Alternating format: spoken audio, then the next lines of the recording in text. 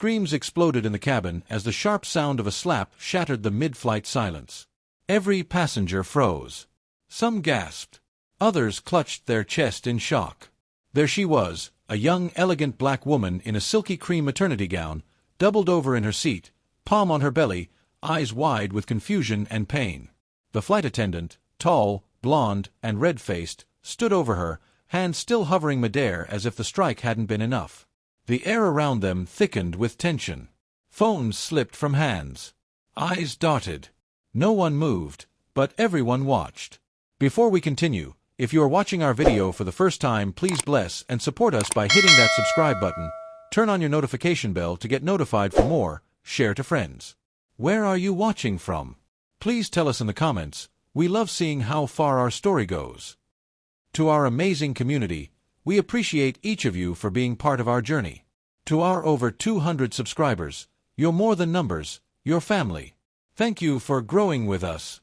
Her name was Amelia Grant, 32 years old, Harvard graduate, mother-to-be, and wife to the billionaire tech mogul, Carter Grant.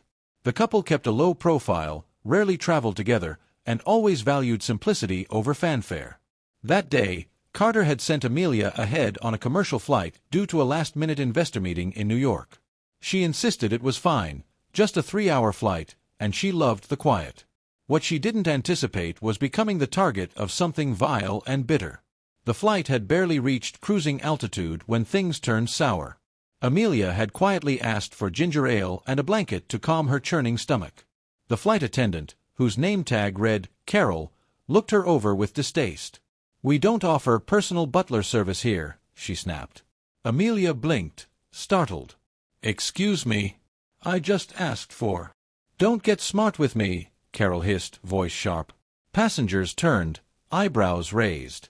The tension sparked instantly, like static in dry air. The altercation should have ended with a manager stepping in. But instead, Carol stormed off, only to return minutes later, slamming a cup onto Amelia's tray, spilling part of it on her dress. "You people always want special treatment," Carol muttered under her breath. Amelia sat upright. "What do you mean by you people?" Carol sneered. "Entitled. Always acting like you own the place." A man across the aisle stood.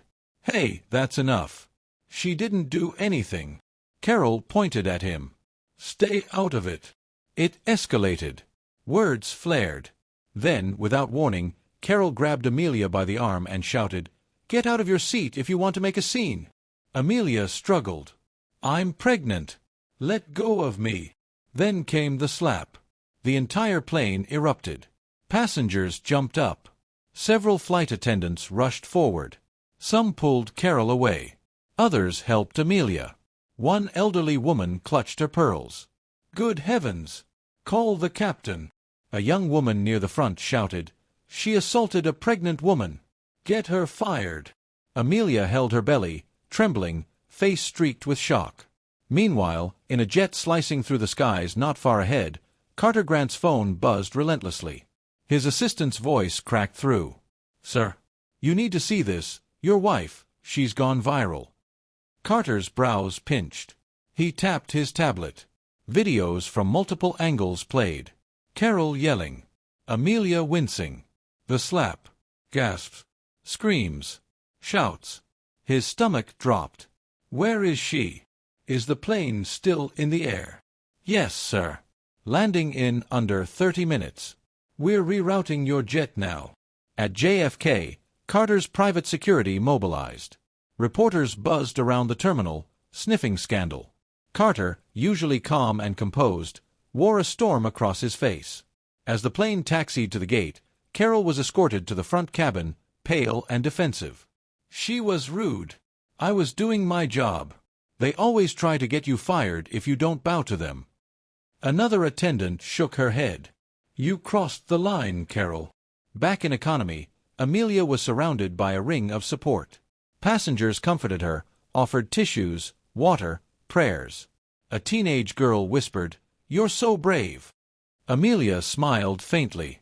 "No, I'm just tired." When the doors opened, the unexpected happened. A line of black cars waited outside. From one, Carter Grant stepped out, not in a suit, but in jeans and a windbreaker, eyes fierce with purpose. He stormed through the gate, flanked by agents. Passengers recognized him.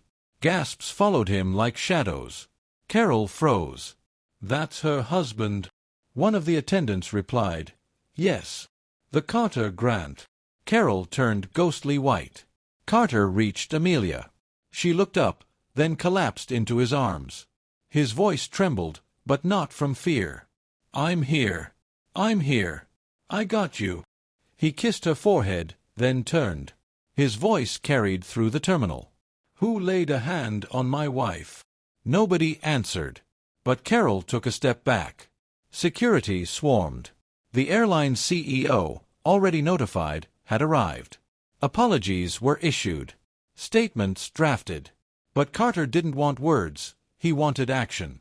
He turned to the press, now crowding the windows. This wasn't a mistake. This was hate. And hate has no place in the skies, or anywhere else. A Twitter storm followed. Amelia's face became the face of dignity under pressure. Carol's history came out. Multiple complaints, none ever addressed. The airline faced backlash. But Carter wasn't done. He purchased a controlling share in the airline within 48 hours. At a live press conference, he announced sweeping reforms, strict zero-tolerance policies, employee retraining, and a new diversity board led by Amelia. Carol. She was fired, banned from every commercial airline in the U.S., and later faced civil charges for assault. Amelia, after healing and giving birth to a healthy baby girl, became an icon for change in corporate policy. What began as pain transformed into purpose. Moral lesson: power should never be used to intimidate, belittle, or discriminate. Every human deserves respect, regardless of color, status, or background. Prejudice in any form is poison. But courage, especially from those hurt the most, can cure a broken system. This story reminds us: speak up. Step in. Be the voice that disrupts injustice. You never know who's watching, or who they might become. This story was brought to you by Elliot Stories. See you on the next one. Stay tuned. Elliot Stories cares.